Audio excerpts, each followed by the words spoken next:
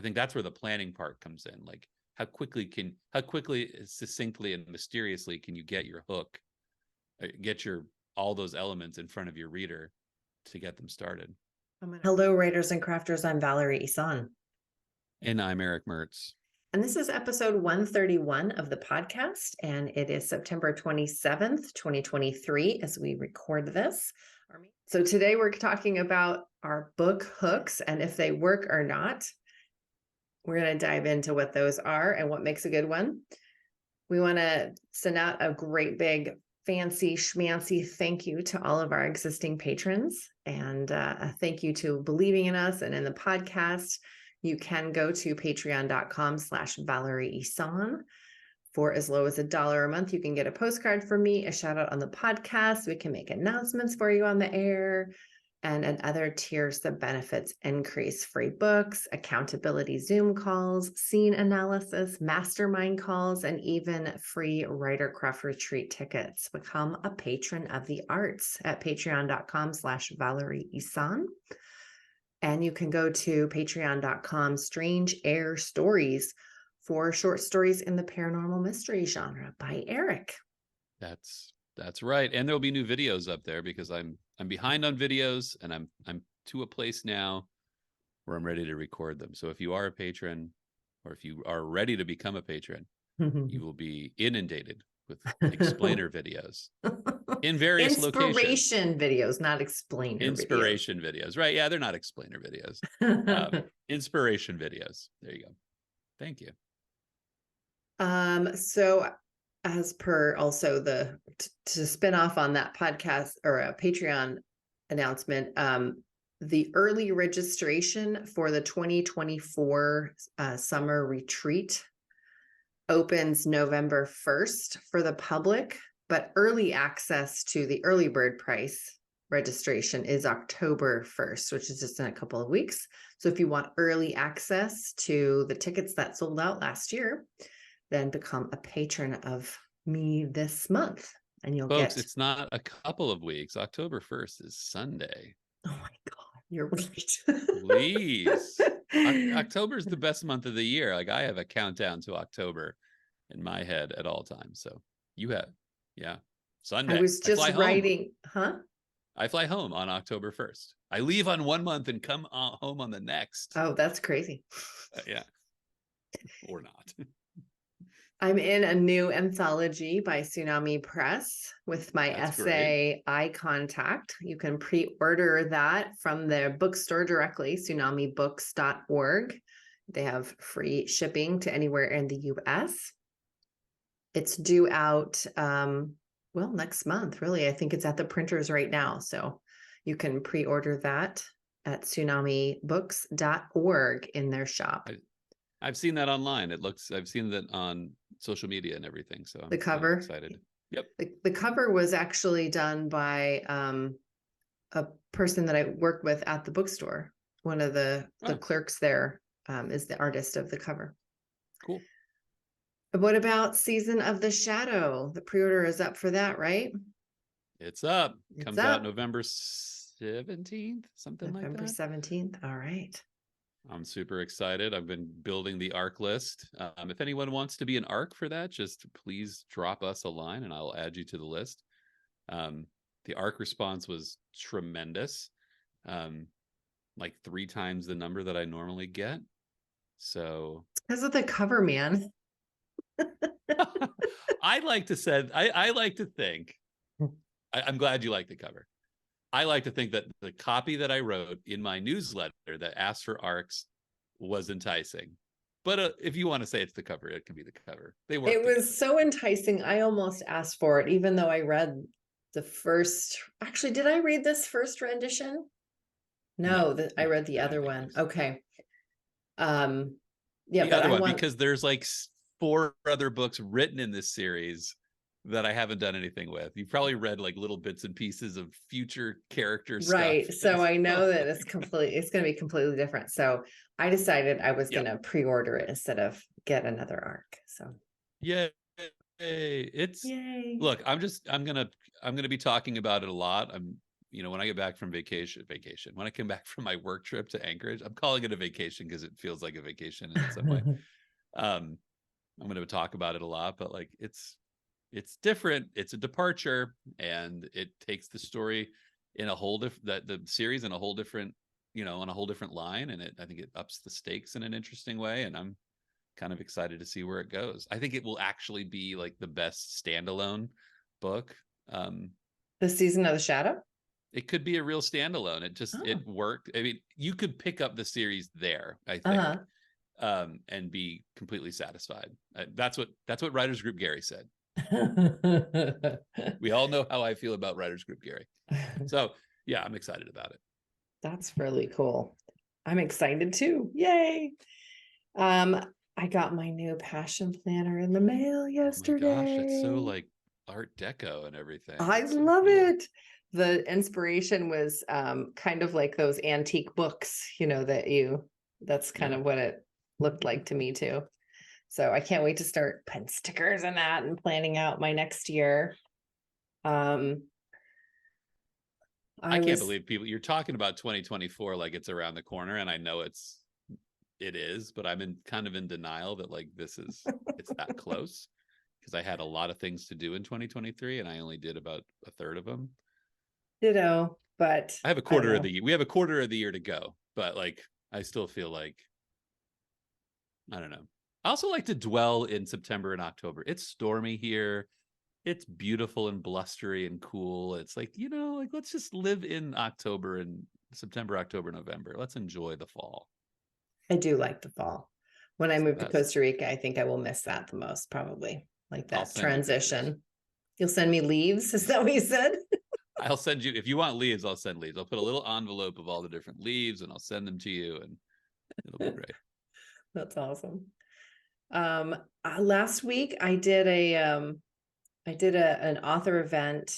Actually, it wasn't an author event. It was so Word Crafters is an organization here in Eugene, and they do a lot of work with the schools, and then have like craft writing workshops, like Ghost Story Weekend and, sci-fi weekends and stuff like that, where you're working with a master on the craft and coming up with the story ideas and working on those in the weekends. And this event was they called it a first pages event. So people bring like the very first page of their book, and then have like basically I ran a critique group for Word Crafters for this one night.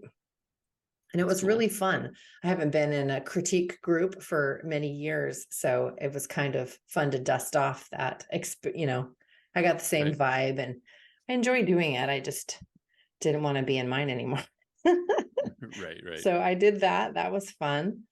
I am also going to be speaking at a conference on the 6th and the 7th. 6th, 7th, and 8th of October. So I guess that's a week away. Yeah. And that's in Washington State, Edmonds.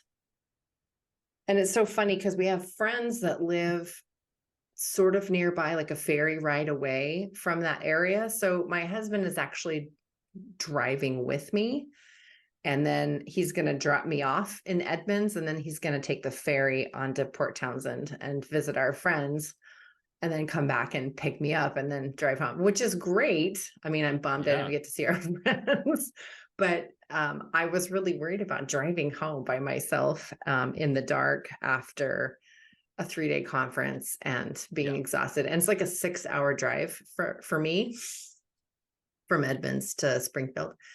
So I'm happy that he will be there to help me along on the drive. What else have you been up to? Just, I'm going on a trip tomorrow and kind of finishing the novel rewrite. I've had like a week and a half of sort of, I don't want to say like downtime, but it's felt like downtime. So I've been filling that with some kind of writing some stories that I'm always like sketching out story ideas. It's just kind of my thing. And I don't know, when I sketch out a story idea, I go at it with the full on belief that, all right, this is a good story. This could be really good. So I decided to take some of this time, basically between now and the release of season, just to play around with some of those stories and see if any of them really work. It takes a little pressure off, writing something that you've taking all that seriously. So yeah, I've been working on a short story from the series that will I'll use as sort of a giveaway, little marketing story. And I've been working on something completely disconnected to the series. And yeah, that's been kind of my writing the last 10 days, just been like kind of playing with new story ideas. The other day, somebody asked me if I was doing NaNoWriMo. Somebody I didn't really know, just another writer online or something. And I never do it. I mean, I have done it before, and I think it's amazing, especially for a first-time author. It's the best way to get out of your head and, to have some instant community and realize, oh, I do have time to write. Oh, I do, I can just write fast and get this editor brain off while I'm trying to write. So I think it's a great, yes. And I never seem to be writing at the same time as the November. So I haven't done it for years and years and years. But I think I'm going to do it this year because, it's funny I've got this novel idea. I'm too. Yeah. Huh? I think I'm going to do it too. That's awesome. So I think October for me is going to be researching for the book, and because it's a historical novel that I'm going to write. So researching for the book and plotting, like getting ready. Right. So that in November I can draft the whole freaking thing. Wow. Like that. I haven't had that kind of like energy and momentum behind first drafting in a really long time. And I'm almost done. I'm just doing the last editing pass of the writing how-to books. And then I'll pass it on to the co-writers and let them do what they're going to do with it. And then, yeah, I'm also hoping this fall to set out my goal setting book as the first book in the series of books for writers. What else am I going to do this fall? You know what? I still haven't done my audiobook for the memoir that I put out in March. Right.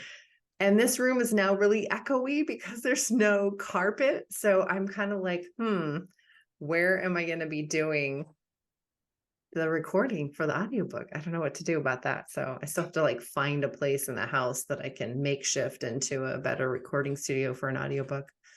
I will say I feel the same way about Nano. I've never done it. And with this free time, I think this will become something you and I will talk about on this podcast. Is like, I think I'm jumping into it in November because I have something that I've wanted to write, and I figured like, well, what better if I don't have anything to pressing? I don't, the timing is right. Like, why not use that? So, we can. I'm actually, when you said the community part of it, that's another piece of it that I'm excited about. Is like, what does it mean to join the NaNoWriMo community? Like what else is out there? I'm really dying to know what that is. So, well, when I did it years and years ago, it was like emailed pep talks. It was write-ins in your region, like going to the pizza place or whatever and writing with a bunch of people. It was, write-ins basically. Yeah. I can't wait to see what else is out there. So, what are you reading? What are you reading? Oh, I said it. You said it first. I'm actually not reading anything. I do this thing when I'm getting on a trip, and like I have the book that's set for the trip, and I'm bringing Beartown. Oh, nice. I've never read it. Bachman. Yeah, I have not read it, but I see all the covers in the we sell them all in the bookstore in Tsunami. Yeah. I read A Man Called Ove, which I thought was good. So I'm excited to read it. And yeah, so I finished In the Woods, which I liked a lot. I really liked the end. And so I've just been kind of like reading magazines and things to kind of kill the time between now and when I'm on a plane tomorrow morning. Mm-hmm. Awesome. That's exciting. Yeah. Getting ready for a trip is always exciting. Yes. I'm still reading everything that I said I was reading last week. I'm now over halfway through with the Essex Serpent. Right. And I'm still beta reading a book for someone else. And the nonfiction book on coaching kind of took a back seat. I only am in like the first chapter. And so I kind of feel like I haven't really even started that book, but it's like the next book I'm reading. And then the first book that I'm going to start reading for the research of the historical novel is Slammerkin by Emma Donoghue. So yeah, it's about a working class lady in 1748 in London. So that's what I'm going to be reading, the next novel that I read. But we should talk about book hooks. Let's talk about them. So I think let's define it first. Yeah. I think that one of the things, like when you're talking about, like, what's your book about? Like, what's the concept? What's the theme? Who are the characters? Like, these are those, when you talked about development in your novel, right? I mean, I'm sure you went through all those things. But one of the things you kind of, I think you have to articulate clearly is like, well, what's the hook?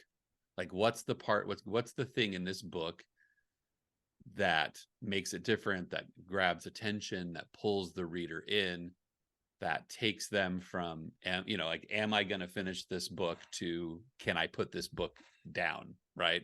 Because if you don't articulate to yourself what that hook is, what that grabbing element is, you may miss it. Something you have to be deliberate about. So can we does that define it? Or did I just sort of like make the importance of it statement? I think that defines it. I think it also doesn't have to be in my writerly opinion, the hook is not the inciting incident. No, not necessarily. So I think a hook happens on the first like 2 or 3 pages, really. It's just at the very beginning of the book that makes you want to keep reading, like you said, pulls the reader in and maybe elicits some like curiosity, or mostly curiosity. I think for me, when I'm reading, that's what hooks me, is me having, as a reader, curiosity in the character's life. And so sometimes the hook for me is when I'm trying to decide what book to buy. I'm in the bookstore, I'm reading the back of the books, I'm, flipping through it, and I'm hooked by the premise. I'm hooked by an unusual setting. Right. So it doesn't have to be like really in the text, actually, although predominantly it does. Yeah. Yeah. So And like, I would say that's kind of my definition of hook, if that's even defining. Well, I think what we're getting at is like the hook. There's a lot, like a good book has many hooks, right? Okay. Because I think, right. So if you think about like I'm thinking of, I think you're right in that hook has to happen early in the book, like first page, maybe even first line, about what, like what the story is going to be about, who the story is going to be about. Yeah, the story's promise. I mean, I think of the beginning of The Metamorphosis by Kafka, which is like, Gregor Samsa awoke one morning from an uneasy dream, finding he himself had transformed in his bed into a gigantic insect. It's like, there's a hook. Yeah. A guy wakes up from a dream and he's an insect. You're immediately pulled in because your readerly sense of logic is thrown off, and so, but you have to continue to like set more hooks because you can't just walk around with the curiosity of like, okay, Gregor's now an insect. There's further hooks, right? Mm-hmm. If you think about Hunger Games, like the hook is, this world, this girl, and what she's going to go up against. But there's other hooks. There's a love interest, that there's a political story in the background. So I think the initial hook is one thing, and that is, in getting someone hooked on the character, the emotion, or the setting, and then continuing to play with that hook as you go. Like, you have to keep developing it, because you can't just like rest on like the fact that the main character is an insect. You have to keep driving. But I think that I think that no longer is the hook then. So Tex Thompson is a speaker, an author friend of ours from Texas. Hats off to Tex Thompson. Yeah. Yeah. And she's wearing a red hat somewhere. Yeah. I took one of her classes, one of her master classes, and she said we like deconstructed first chapters from several different books. And she was saying that there has to be questions that are raised in the first chapter, like many. And that by the end of the first chapter, you've answered maybe one. Well, definitely one, but right. Could, depending on how many questions you've raised, you can answer one or two, maybe questions by the end of the chapter, but keep some of those questions still in the air, because that's what's going to get people turning the pages. So I think what you're alluding to then is, I mean, you can be hooking the reader over and over again with the questions that are raised, that curiosity again, and that's, kind of pulling them through the book. But that first book hook at the beginning, I think, is different than the other like questions that are raised, and the pacing that keeps a person turning the pages. And maybe it's only different because it's the first one in the book. Maybe that's the only difference. But you're right. There does have to be something that pulls that reader in, grabs that initial attention. And it can be, like I said, for me, it starts even before I read the book, because it's like, oh, this book is about prostitution in London, 1700s. Like, that's why I'm reading this book. It's already hooked me. I want to know how she lived. And I haven't even read the first page. So a hook, that first book hook, is going to be what makes a person want to turn that first page. Right. I guess where I was going was that, and I believe all that is 100% true. Where it goes from that, though, is you can't just, setting that first hook is just the first challenge.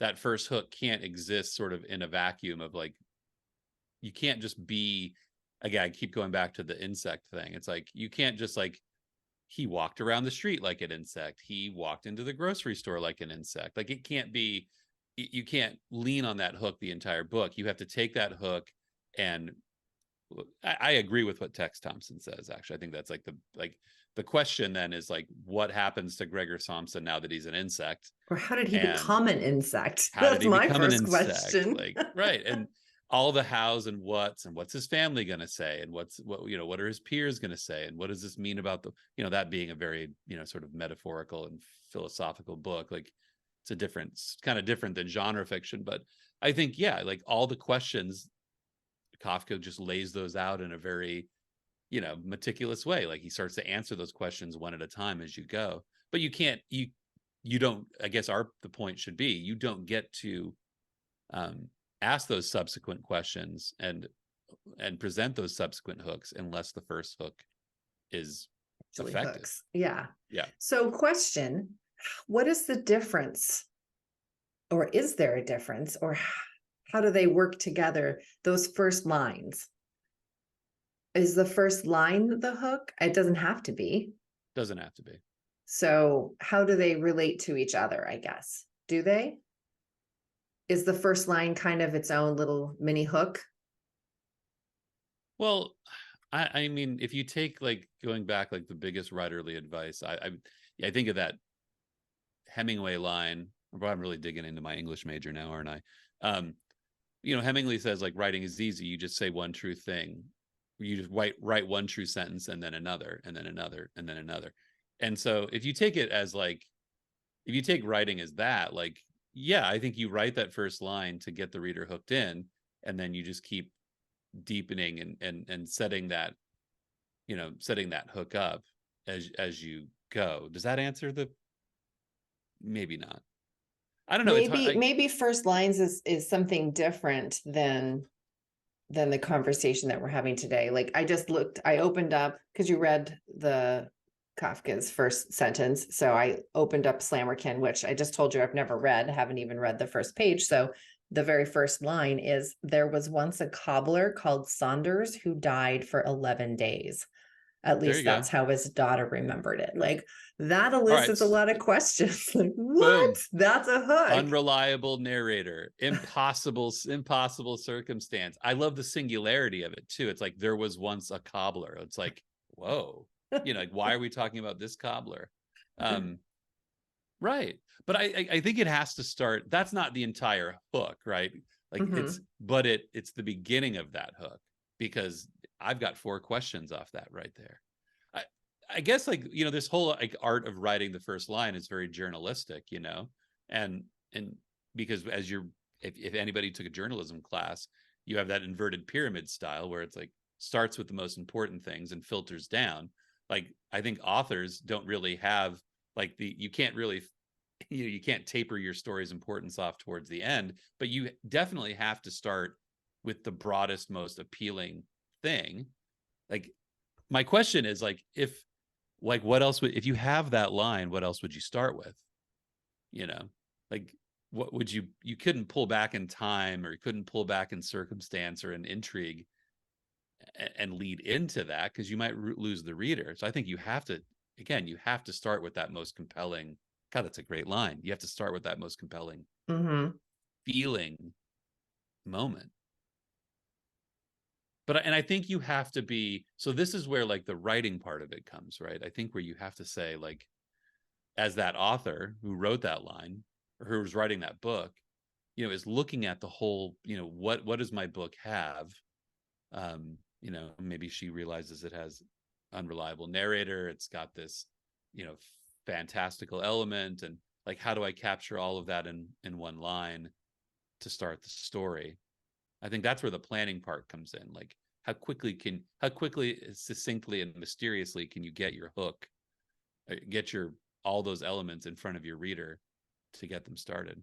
I'm going to write that down. How quickly, succinctly, mysteriously. Like, there's a lot of intrigue in there. Like, there's a lot of like, how does somebody die for 11 days? Why does the daughter, so the daughter says, right? Isn't there so like some element of the daughter's reliability? I think it was remembered. Yeah. Right. At least that was how his daughter remembered it. Right. So then where's the memory? Like, what is her experience that she remembers it this fantastical way? And why is this cobbler? I go with the film. There's this film thing you hear in writing is like, if you're going to show me a scene, there has to be a reason. Like, why now? Why this scene? Why this moment? It has to stand out above all others. That's why you just don't write kind of local color. So like, why is this cobbler different than all of the other cobblers or all of the other, villagers? Like, you're asking the reader to like explore the reason why we're going to talk about this particular character. I think those are like elements that I think should go into your planning. Like, why this moment is different than the other moments of this character's life, in this character's life. Why are we seeing this moment? So you say it's the part of the book planning. I think so. I think I disagree in that I feel like that's more of an editing question. Because if I am trying to write the best first line, I mean, I don't even really know what the book is. Even though I've plotted it out, maybe I don't even know what the book is about yet. I have to write it first. And if I'm stuck on writing the best first line to like succinctly and mysteriously start my novel, like I think that would stop me, and I would get too editor brainy, and I wouldn't be able to just write the crappy first draft. You know what I mean? Well, Yeah, I agree. If you're going to sit there and try to figure out what that great first line is, yeah, it may hinder you. I guess what I meant is you need to know what the hook elements in your story are.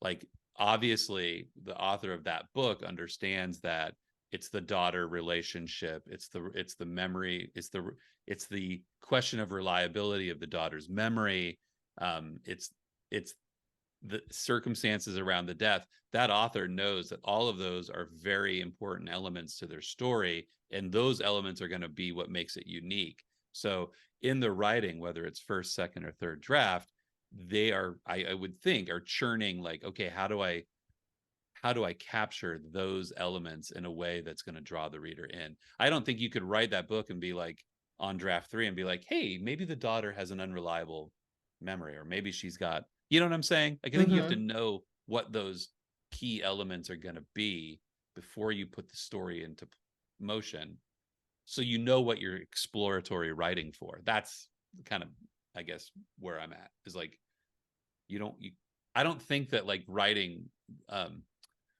Hunger Games, I think she had to know, was that Susan Collins, is that her name? Suzanne. Suzanne Collins. I think she had to know that like there's going to be there's, you know, obviously it's this game with this dangerous stakes. Obviously there's a lot, you know, there's a lot at stake for the different districts. I think she had to know there was going to be a love interest across those battle lines. I think she had to know that there was political manipulation behind Katniss. She had to know all of what those elements were. And I don't, and maybe not the full shape of them in that first draft, or not the full thrust of them in that first draft, but I don't think she knew that was the hook of her story, and that's what she got to explore. That's what I mean. Like, know what's unique about your story, and then work tirelessly in that drafting process to get that out there in that form that's going to make it desirable. Totally. I just wrote that down. Know what's unique about your story, which also is a great elevator pitch, people. When you go to conferences and people say, what are you writing? Having a sentence that you can say will help start that conversation. Otherwise, it becomes this hemming and hawing and glazed eyes, and they've stopped listening already, and they're trying to figure out how to get out of the conversation. So if you have a succinct answer before going to a conference, that's my conference tip for the day. I think too, like what it does, just from the writing standpoint, you go into a bookstore and just be in awe of the number of books and stories that are out there in the world, and recognize that like in every one of those genres there's similarities between those books. How many first contacts science fiction stories are there? How many heroic quest stories are in fantasy? How many murder mysteries? There's nothing unique out there, like as far as like just basic plot. I mean, there's just, you know, an investigation goes what, you know, a murder investigation goes one direction. Maybe there's some variety in there, I don't know. Your hook is what makes your take on that trope unique. It's how you take the elements that you're adding to that trope and playing with it. You know, if you think about like you know, How to Sell a Haunted House, I haven't read that yet, but I've looked at it, and like, you know, it's a haunted house story, I'm guessing, but there's like a little bit of dressing and a little bit of a hook around that makes it different. That just makes it like, okay, I've read 100 haunted house stories, I'll read this one because it's different. It's totally different. Yeah. Right. And there's a lot of things like, you know, in movies especially too, like, you know, the story's been told. It's just, you know, Jaws has been told, but then you put snakes on a plane, and all of a sudden you've got another telling of Jaws. It's just on a plane with snakes. It's like, I shouldn't say that, I'm going to be on a plane tomorrow at this time. But I just think like, if you ever get down and about like, oh my gosh, I'm just writing another murder mystery, or my story is just another first contact with aliens story, get into like what makes it unique, develop that hook, find a way to like, yeah, it's a murder mystery, but here's what it looks like. I think that when you come up with your story ideas, Actually, this depends on if you come up with story ideas by the what if, or if you come up with story ideas from the character.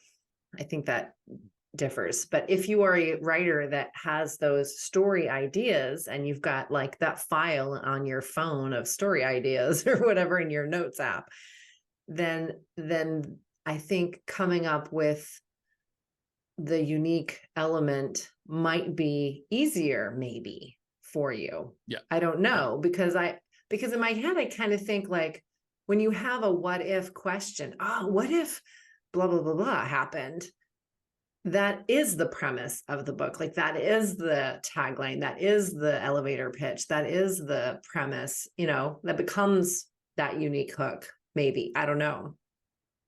Yeah. Yeah.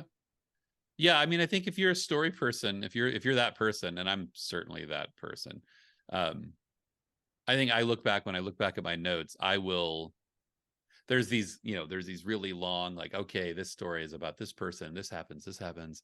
But then there's also just like some notes that feel like they don't feel distinct. They're not really about something. They're just kind of about, like, I don't know how to articulate it, but those usually end up being kind of like hooky things. Like, okay, well, instead of doing this in this trope, I'm going to do like this. Like, I don't know. I think you have to you have to recognize part of coming up with, I think, a great hook, at least at this point in sort of the writing world too, is knowing what the tropes are and knowing what you're playing with, knowing the sandbox you're playing in, and then knowing them well enough to sort of subvert them and twist them a little bit, so that when it's presented to that reader, again, who's read 500, now it's 500 haunted house stories instead of 100, but like they've read all these stories, like, how is yours going to come up different? Having a little of that, I don't know, it's special sauce. It's just what makes it different. Unique spin. Yeah. Unique spin, right?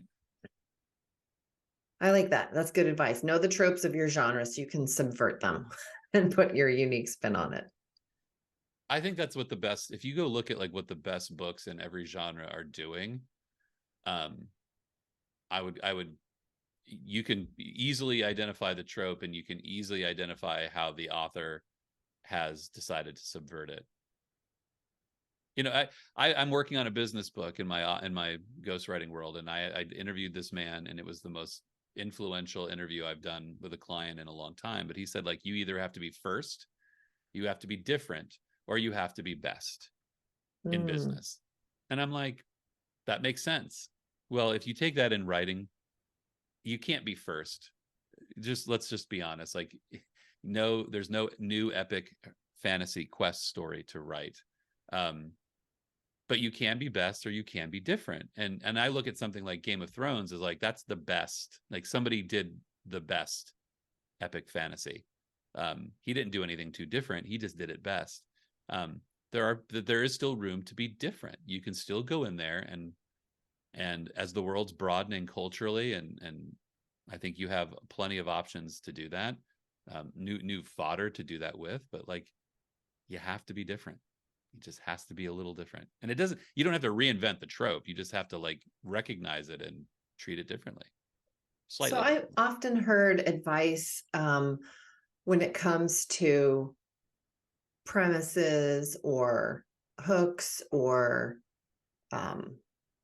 maybe even first lines, all the way to like sales copy or something, but to write down your idea and then write down the next 10 ideas or the next 20 ideas, and like write them all down, because the first idea that you have is probably going to be not so different from what somebody else has already written. Does that resonate with you at all? Have you ever tried that before? Yeah, I do that kind of thing a lot. I feel find like I'm too lazy to do that. I find for me personally, it's either the first or the 50th idea that I write down. Either I get it right away and I say, like, that's the line. It's titles. Actually, that's where I come. Like, titles are either the first thing, like it's either the first thing I write down in the book and it's like, that's what it is, or I have to go through every permutation of the elements that I want to finally get there. And that goes for, I'll rewrite the sort of story idea that I picked up while like to write during this sort of quiet time was something I started to dream up while I was on vacation in Mexico. And that first line, I think I rewrote it like 15 times on the plane, in the villa we were staying in, when I got home. And it was like the 15th one where I was like, that's the launch. That's the line would launch the story. That's That's the so one. interesting. I think I'm going to start a first line file on my phone. You've I would inspired have me. one. Yeah. I put them in little brackets in my notebook. When I know Okay. that I'm writing first lines, I like bracket them in a little bit so my eye goes there. Okay. Um, but yeah, I think it's, or just great lines. Sometimes you just come up with a line that's like, I don't know where this goes, but it's a puzzle piece to some puzzle, And do maybe. you put that in brackets too? I bracket anything that's singular, like anything Okay. that's yeah, a title, a line, and I just sort of like an idea. Um, I don't know, like Erick, write some books about NaNoWriMo to put on your website. That's what I put in there the other day. Like, oh, I'm going to take all the blogs on my website from about NaNoWriMo and publish them as a book. Great idea. Nice. I don't know why. I don't know why I haven't done that before. But that sits in brackets, so I know that it's not part of this narrative, that I'll fill the book with. Whatever your idea catcher is, I think, I don't know. To me, I think you have to have room for like great lines. That's just my opinion. I was going to say Or something maybe you come about up with great lines and I maybe you forgot. maybe you come up with so many great lines that you don't need to do that. I don't. I took this one writing class on blog writing, actually, or essay writing, and her advice was, write your piece and then go through and read it with a highlighter and highlight the most compelling sentence that you have written in this. And maybe it's, right in the middle, or maybe it's at the end, or I don't know, like wherever it is, and make that be your first line. And then kind of weave in, you'll have to kind of rewrite some to weave in this image or this idea and make it fit,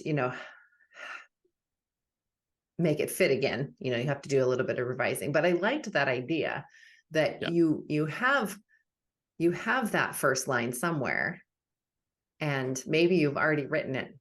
Maybe you haven't come up with it yet. Maybe it's still out in the ether, but maybe it's already on your page. And that's actually sometimes where where my titles actually have come from, both in my first two books. The titles came from text that was already written in the book. Right. So Right. that's encouraging. Yeah, I mean, as a free writer, if you're free writing in a notebook, I think that, and if you're giving yourself the permission to write without rules, like, or without structure, yeah, you should be open to the idea that that great line I could think come that great anywhere. line could come even if you've you've got your whole book plotted, and then, because titles have to have like elements of theme and hook, Right.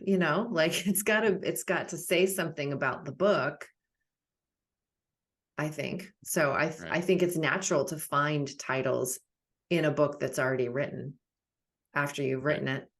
Some people come Right. up with the titles first, but I never have been able to do that. And again, yeah, I come up with like, I either get that title or it comes years later. No Well, we joke. are running out of time, Erick. Is there anything else you want to say about book hooks? No. Takeaways. Doesn't Keep have to be writing. the inciting incident. Doesn't have to be the Right. first line, but it should be on the first page, I think. Yeah. First, second. I mean, I certainly wouldn't put the hook past 3 pages, because you don't want your reader thinking, why am I reading this? After 3 Right. pages, if they're not engaged at all Right. for whatever reason, then maybe they won't buy that book. Right. Right. All right. Well, this was cool. Thanks for I talking about loved it. this with me. Yeah, it was great. Thank you. We needed another craft episode. We hadn't been very crafty lately. I think we've been really No. business mindset, which, is part of being an author now. Right. Yep. You can't, you are in business. There's no way around it. All right. Well, next episode, speaking of business, is how to use your backlist. That's Oh what my we're going to be gosh. talking about next week. So Sounds like join us fun. there, and happy writing. Bye for now. See you next time. Bye bye.